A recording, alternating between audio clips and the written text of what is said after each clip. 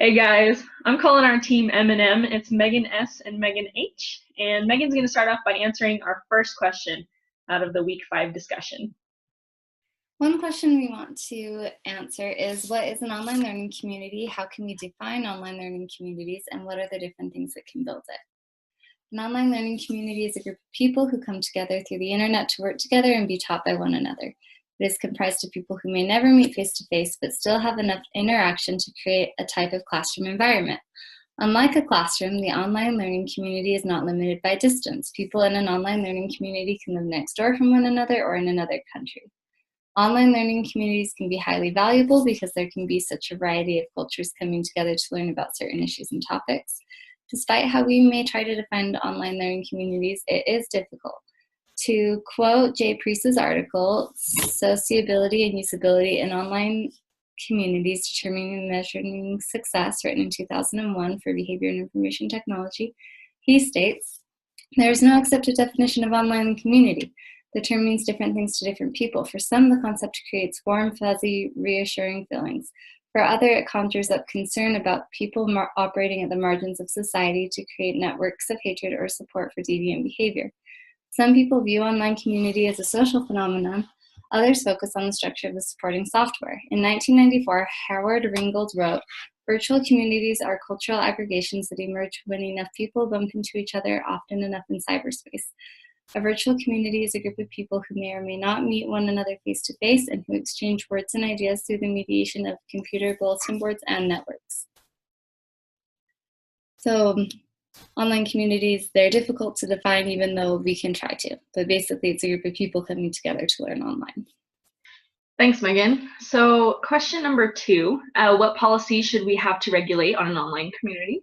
And of course, the policies of trustworthiness. Ways we can do this is sending students to a testing center to take an exam. And there is new software now. It's really cool that you can download, and a company monitors your eyes and what you're looking at on your screen.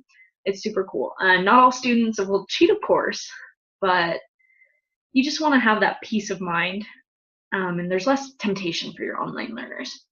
So we should also implement policies against flaming and uncivil behavior, and that's what Jenny Priest calls it in her article, Sociability and Usability in Online Communities, Determining and Measuring Success.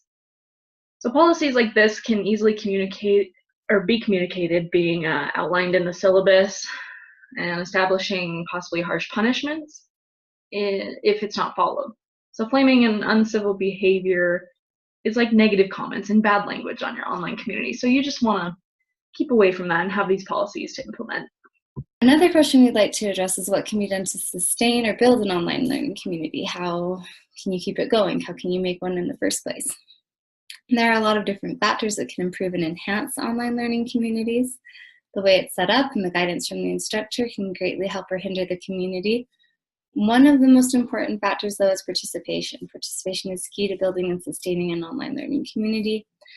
Wang, Sierra, and Folger, in their article, Building a Dynamic Online Learning Community Among Adult Learners, written in 2003, say participation is a fundamental marker of community, and that's any community. They also state that in order to build a global learning community, teams must demonstrate positive attitudes and behaviors to leverage diversity and to apply their different resources to learning tasks. The major challenge for distributed multicultural groups is to maintain a sense of we despite geographical separation and individual differences.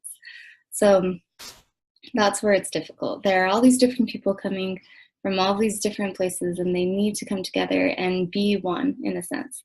But it's hard because they'll probably never meet face-to-face, and they do not really have shared experiences or cultures or enough in common to feel like they are we. But that is the goal. And online learning communities can be really fundamental in things like e-learning. So the last question we want to answer is, what is the role of an OLC in e-learning, and how can an OLC improve the quality of e-learning outcomes? So they're designed to develop and enhance collaboration. Many refer to it as an opportunity for greater reflection. And this is found in Eunice Tang's article, Building an Effective Online Learning Community in Blog-Based Teaching Portfolios. So he talks about the importance of grouping the students, taking assessments, having a running working schedule to keep them on track, and building a sense of community through discussion. So usually this is a sure sign of an active and well-written OLC, and this will just enhance your students' experience. So thank you for watching our video, you guys, and have a great day.